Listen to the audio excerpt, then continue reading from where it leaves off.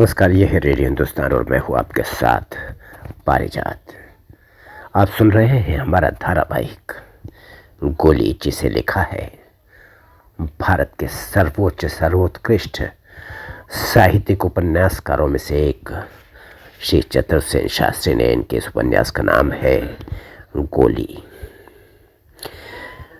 कौन है गोली, कौन होती है गोली और कौन है इस कहानी की नायिका गोली, जिसके साथ इस पूरे कथा में जीवन के अलग अलग रंग, डरावने, खूबसूरत और अजीबोगरीब भी आप देखने जा रहे हैं मेरी आवाज़ के माध्यम से। अंक 4 है ये, राजा के शयन कक्ष में गोली।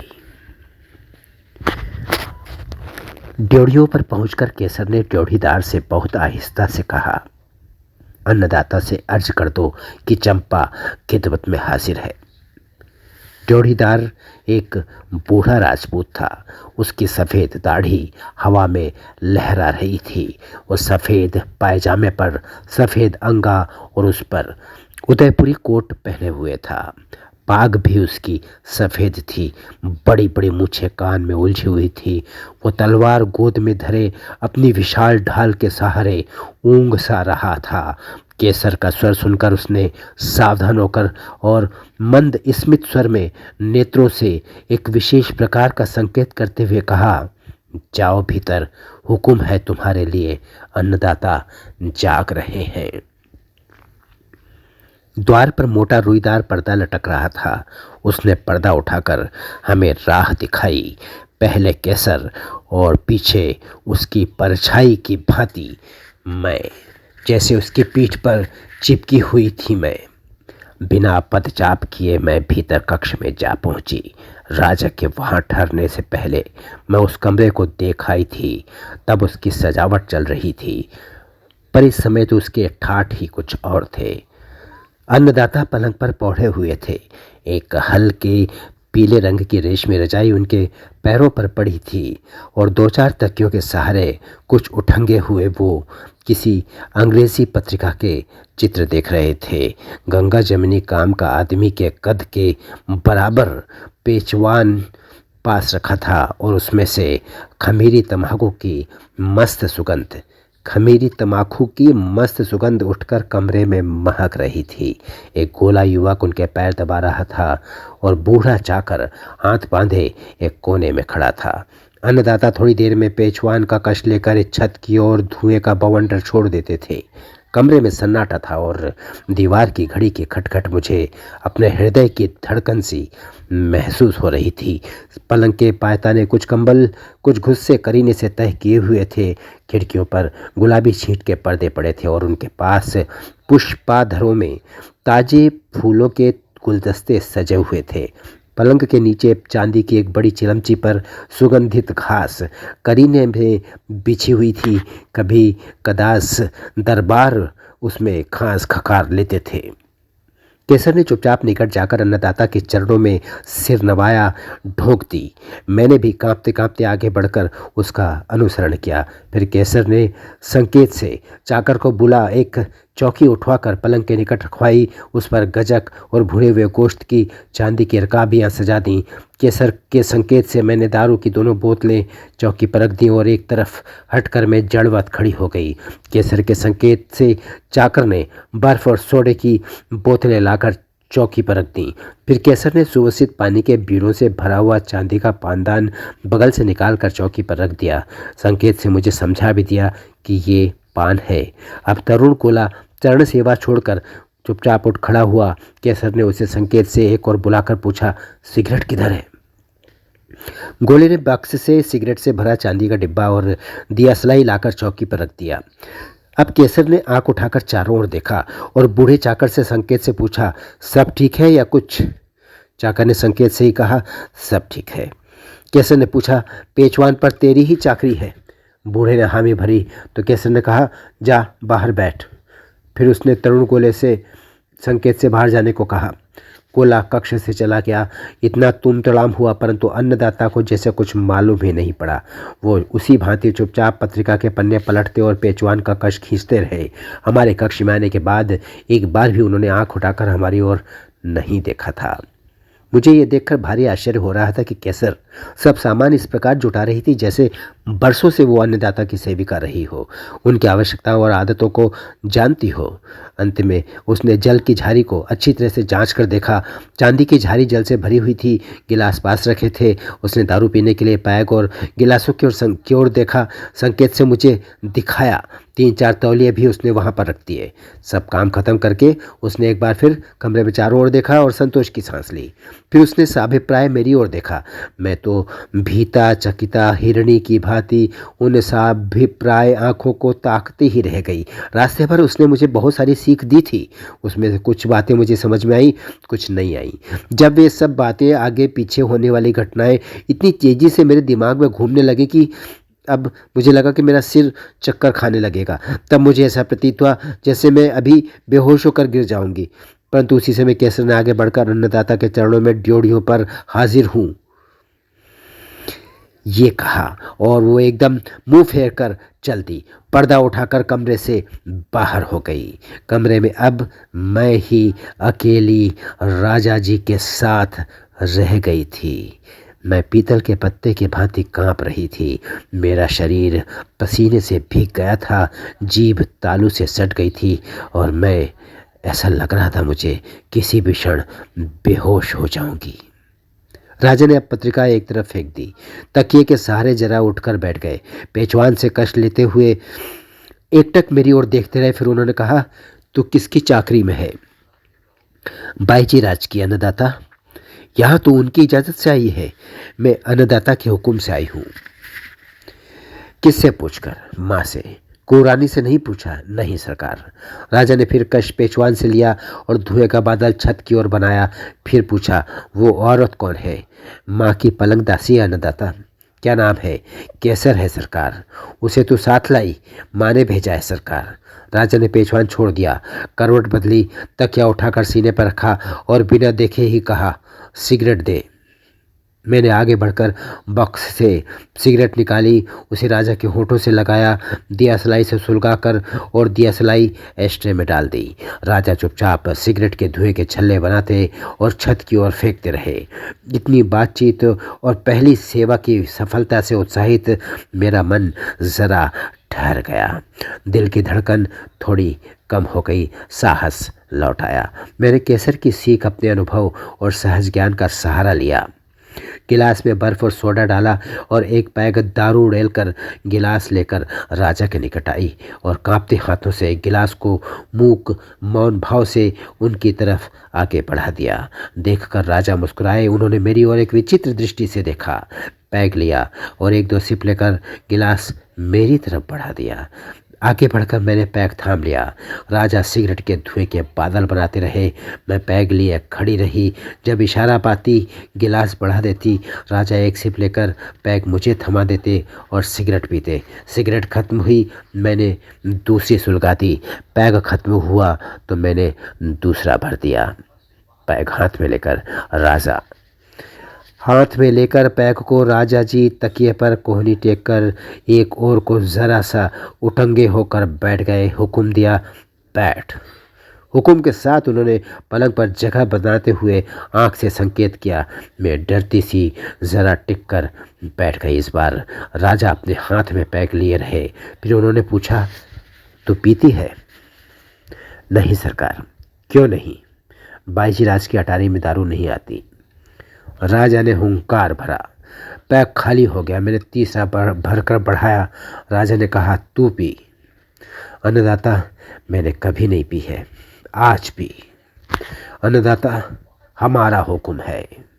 उन्होंने गिलास हाथ में लेकर मेरे मुंह में लगा दिया। मैंने एक घूंट पी। एक लकीर सी कलेजे तक खिंच गई। राजा ने गिलास उसी तरह से मेरी मुट्ठी में दबा हुआ अपने मुंह की तरफ बढ़ाया। मैंने अरदास की, सरकार मैं दूसरा पैग हुजूर की खिदमत में पेश करती हूँ। राजा ने मेरी मुट्ठी में दबे उस गिलास को जैसे और भी कसकर दबाते हुए कहा, दूसरा क्यों, यही दे। और उन्होंने एक सांस में वो पैग खाली कर दिया। फिर कहा, पान। मैंने 4 बीड़े पान पानदान से निकालकर अपने ही हाथ से राजा के मुंह में रख दिए। राजा ने पेशवान की ओर नज़र डाला। मैं दौड़ी हुई द्वार तक गई। फुसफुसा कर केसर से बोली, सरकार शायद पेशवान पीना चाहते हैं। दूसरे ही क्षण केसर नई चिलम में खमीरी तम्बाकू डालकर भीतर रख गई। मैं चौथा पैग तैयार करने लगी। राजा ने कहा, ठहर, यहाँ बैठ। और मैं उनके सिरहाने तकिए के सहारे बैठ गई। मेरे चारों ओर का वातावरण अंबरी तंबाकू के सौरभ से महक रहा था। घड़ी टिक टिक करके एक एक सेकंड आगे बढ़ी जा रही थी। ढलती रात की ओर साहस मेरा बढ़ रहा था। और फिर पैग भरे और उन्होंने उसी भांति पहले मुझे पिलाया। अब दारू मेरे मस्तिष्क में एक नई उत्तेजना उत्पन्न कर रही थी। सारे शरीर से एक नई सिहरन उठ रही थी। मैं ढीठ और साहसी होती जा रही थी। रात ढलती जा रही थी और पैग खाली होते जा रहे थे। पान, सिगरेट और पेचवान अपनी अपनी बारी से आते और ख़त्म हो जाते। उस एक ही रात के कुछ क्षणों में जैसे मैं जन्म जन्म की पलंग सेविका बन गई थी। राजा जी की एक अवश्य आसक्ति मेरे हृदय में बढ़ती जा रही थी। और जब तारों की छां में ही केसर मुझे उठाकर वहां से ले चली। उसने एक रेशमी चादर पलंग पर से उठा ली थी। उसे अच्छी तरह से मेरे शरीर पर लपेटकर एक प्रकार से मुझे अपने अंग पर भर वो चुपचाप निशब्द वहाँ से चल दी। उसने एक भी शब्द नहीं कहा, वो भी बोले नहीं। उसी भांति सोते रहे अथवा जगते अधजगते पड़े रहे। मेरा अंग अंग काँप रहा था। चलने की शक्ति मुझ में नहीं थी। चल रही थी या सो रही थी ये मैं नहीं जानती थी। केसर ने अपनी कोठरी में ले जाकर मुझे अपने बिछौने पर सुला दिया। ठंडे पानी का एक गिलास दिया। मुंह में मेरे कांटे पड़े थे और वह सूख रहा था। पानी पीकर मैंने न जाने क्या कहा। केसर ने भी वो सुना नहीं। मेरे कान के पास मुंह लाकर उसने धीरे से कहा, तू अब सो जा। फिर अच्छी तरह से वस्त्र से मुझे ढांप कर वो वहाँ से चल दी। कोठरी को बाहर से बंद कर दिया। न जाने वो कहाँ चली गई और अब वह लौट कर आई। पहर दिन चढ़ गया था। सूरज की धूप छनकर कोठरी में आ रही थी।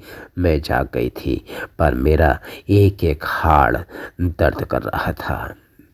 केसर ने आकर कहा, जा अपनी कोठरी में जा, नहा ले और कपड़े बदल ले, फिर कुछ खा पी ले, तब माँ के पास जाना। तीसरा पहर बीत रहा था। मैं केसर की कोठरी से निकलकर अपनी कोठरी की ओर चली।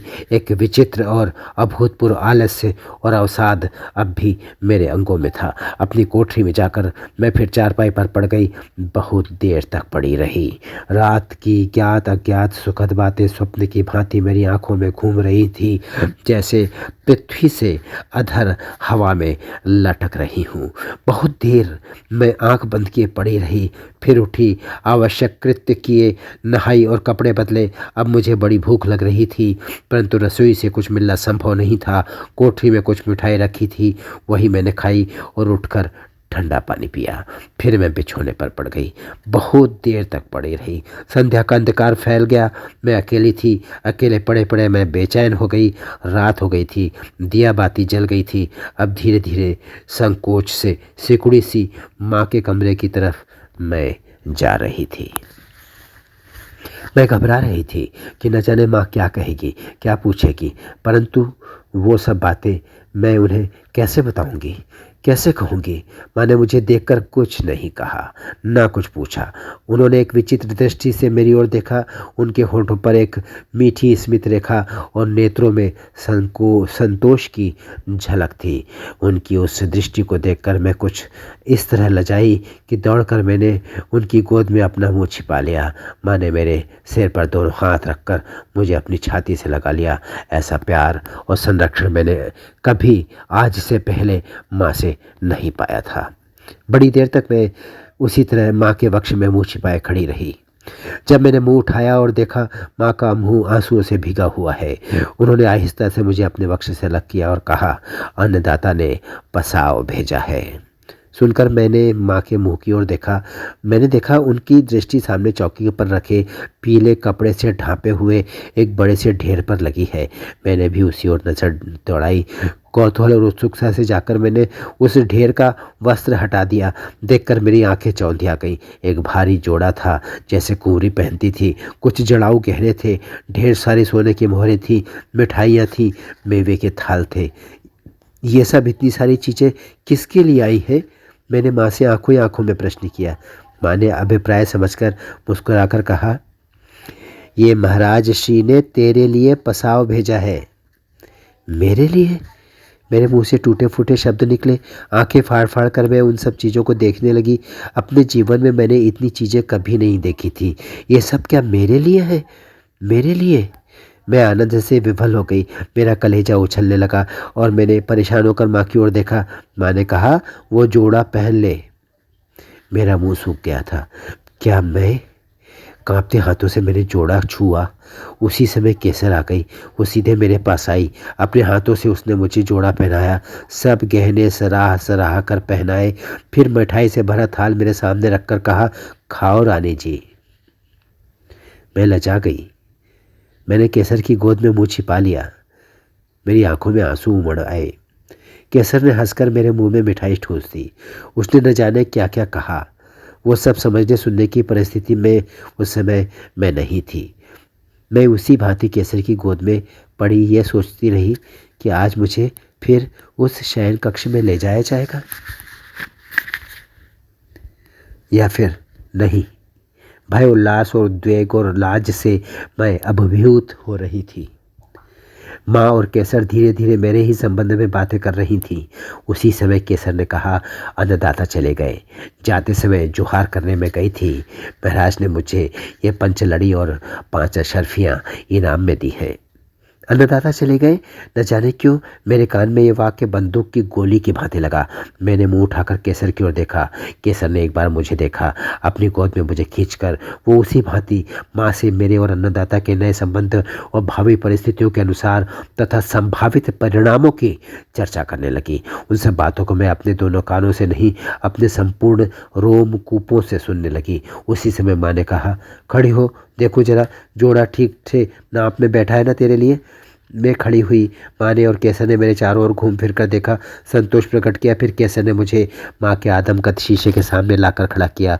उस जोड़े और जड़ाऊ गहनों में अपना नवल रूप देखकर मैं पागल हो गई। लज्जा और आनंद के भावातिरेक से बौखलाकर माँ के पलंग पर मुँह छिपाकर मैं औंधी पड़ी रही।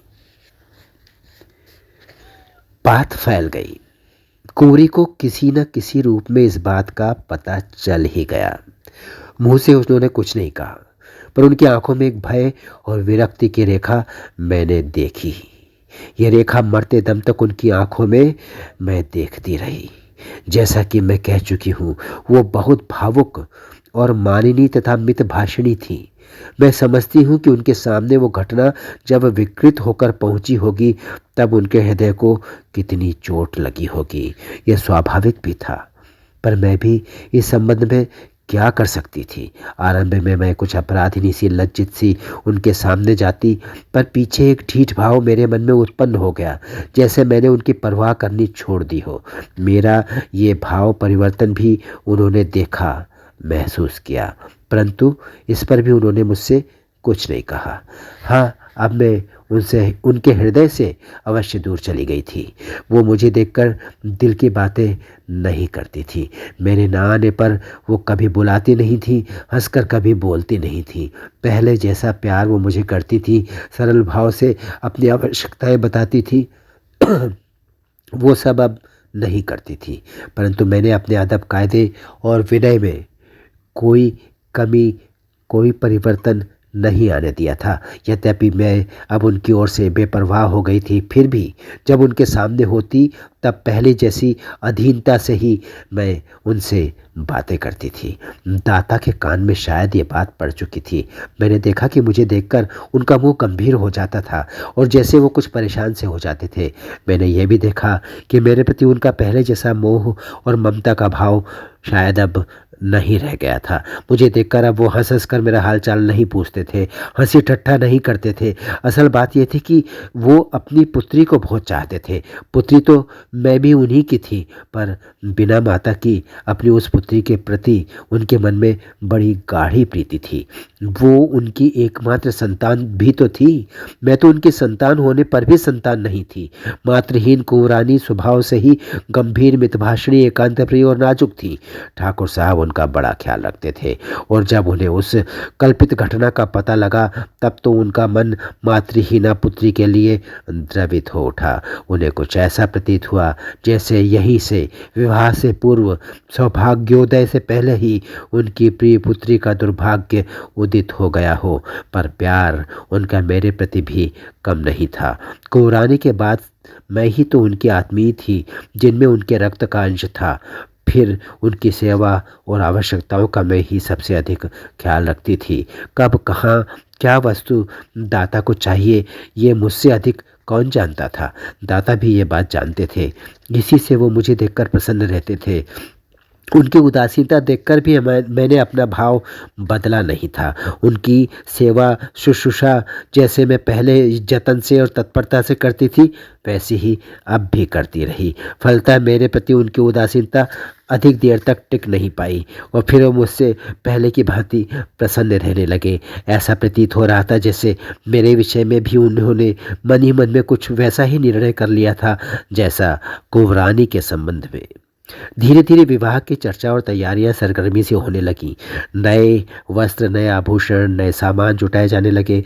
मुझसे ये छिपा नहीं रहा कि वस्त्राभूषण आदि कुंवरानी के लिए ही नहीं, मेरे लिए भी तैयार हो रहे थे। मैं धड़कते हृदय से आने वाले दिनों की प्रतीक्षा कर रही थी। विवाह कुंवरानी का होने वाला था, पर उसकी उत्सुकता मुझे ही अधिक थी। बहुधा मैं उस रात की बातों को एक एक याद करती, हंसती, रोती और छटपटाती। अब आगे क्या होगा? मुझे कभी कोई बात बताता नहीं था, कोई मुझसे सलाह करता नहीं था। माँ से अवश्य दाता की सलाह होती थी, पर मुझसे वो कुछ भी नहीं कहती थी। हाँ, मेरी गतिविधि और रहन सहन पर अवश्य उनकी कड़ी नज़र रहती थी। और कैसर तो जैसे मेरे ऊपर थानेदार बन गई थी। वो मेरे साथ दासी की भांति अधीनता से अवश्य व्यवहार करती थी, पर हर बात में उनकी सख्त नज़र थी। इसलिए दिन में अनेक बार मुझे उनके उल्हाने और उनकी डांट टपट भी सहनी पड़ती थी। शुरू में मेरे लिए ये सब बातें असहनीय सी लगी थी, पर अब मैं अनुशासन प्रिय हो गई थी। मैंने अपनी बहुत सी आदतें बदल डाली थी। इन्हीं 5-6 महीनों में जैसे मेरी काया पलट हो गई थी। एक अल्लड़ बछड़ी, हवा में उड़ने वाली तितली जैसी भारी भरकम गरिमामय स्त्री मैं बन चुकी थी, और अब ये मेरा नया जीवन मुझे अच्छा लगने लगा था, और मैं तन मन से इस नए जीवन में रम गई थी। हवेली में मेरी इज्जत बहुत बढ़ गई थी। सभी दासियां, दास मेरी आवभगत करने लगे थे। यहाँ तक कि माँ भी अब मुझसे और ही ढंग से कुछ दब कर बोलती थी। यद्यपि मेरी प्रत्येक चेष्टा, रहन सहन, बातचीत सब पर उनकी दृष्टि कड़ी रहने लगी थी। मेरी तनिक भी असावधानी पर वो मुझे सावधान करती। अब मैं मनमाने तरीके से सटर पटर कपड़े पहनकर इधर उधर नहीं घूम सकती थी। कपड़े लत्ते से सब तरह से मुझे चाक चौबंद रहना पड़ता। मेरे लिए कई नई पोशाकें तैयार की गई। एक बड़ा सा बॉक्स खरीद कर मुझे दिया गया। उनमें मेरी सब अशरफियाँ और मेरे सब जेवर रखे गए। अब जब मैं अकेली रहती तब भीतर से अपनी कोठरी का द्वार बंद कर लेती और उन्हें देखती, अशरफियों को गिनती, भांति भांति के मंसूबे बनाती। मैं नहीं जानती थी कि मेरा भविष्य क्या होगा, परंतु एक बहुत बड़ी बलवती आशा मेरे हृदय के भीतर जमकर बैठ गई थी, और भीतर ही भीतर में अपने आप को कुछ असाधारण सा अनुभव करने लगी थी। परंतु इस संबंध में किसी से मैं कुछ भी कह सुन नहीं सकती थी। कैसर अब अधिकतर मेरे ही पास रहती थी। अब वो एक दासी की भांति मेरी सेवा करती, अधीनता और आदर से बातचीत करती थी। वो मुझे रानी जी कहकर संबोधित करती थी। पहले उसका संबोधन मुझे व्यंग्य सा प्रतीत होता था, किंतु अब जैसे मैंने अपना यह नया नाम स्वीकार कर लिया था, और कभी कभी सचमुच मैं रानी की ही भांति व्यवहार करती और अपने को रानी ही समझती थी। माँ और कैसर मेरा सभी हालचाल, छोटी छोटी चेष्टा का पूरा ध्यान रखती थी, और अब मैं जैसे अपना गौरव समझ गई थी और उसी के अनुसार रहने और व्यवहार करने लगी थी नए जीवन की राह पर। परंतु महाराज धीराज बहाने नहीं आए। राजपुरोहित, चारण भाट और राज्य के दीवान उनकी कटार और फेटा लेकर आए हैं। राजपुताने का यह पुराना दरबारी कायदा था जो कदाचित उस जमाने का था जबकि राजा लोग युद्धरत रहा करते थे। उन्हें बहुत कम फुर्सत मिलती थी। दूर देश के यातायात साधन सुलभ नहीं थे और राजा को स्वयं अधिक समय नहीं हुआ करता था, खासतौर से शादी ब्याह जैसे फालतू काम के लिए।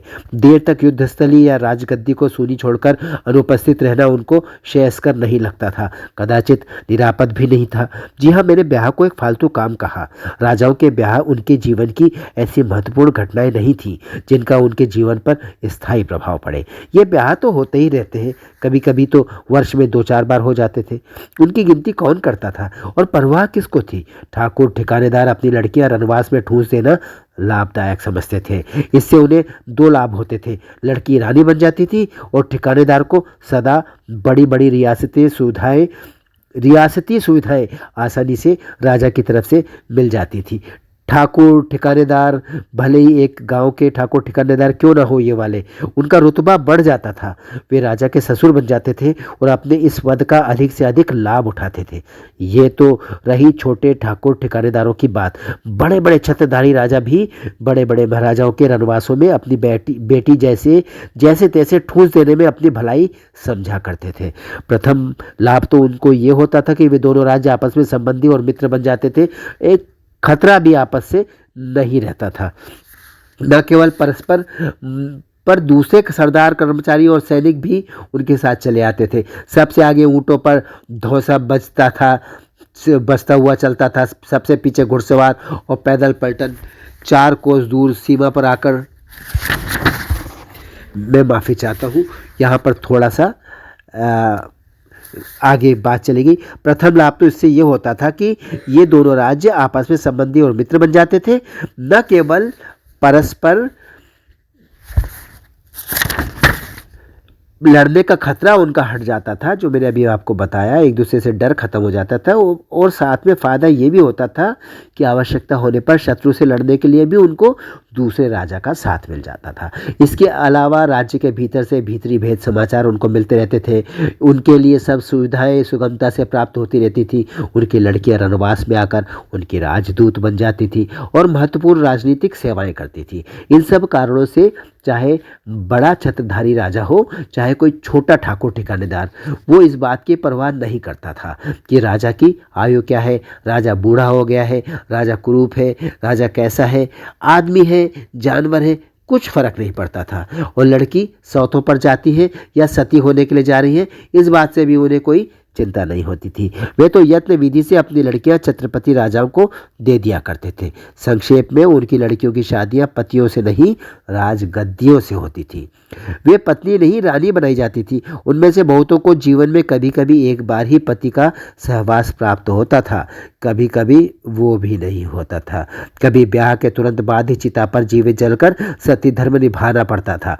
पर बहुधा तो वे एक अनावश्यक उपेक्षणीय आदत की भांति महलों में पड़ी दासियों, गोलियों और खवासों के साथ दिन काटती थी, जिंदगी काटती थी। राजा की गोलियां, पर्दायतों, सौतों और नित नए मालों के साथ रंगरेलियां के किस्से कहती सुनती कुढ़ती रहती थी। पति पर उनका कोई अधिकार होता नहीं था। दूसरी स्त्रियों से संपर्क रोकने की उनमें कोई भावना भी न थी। ये तो जैसे होता था स्वाभाविक ही था।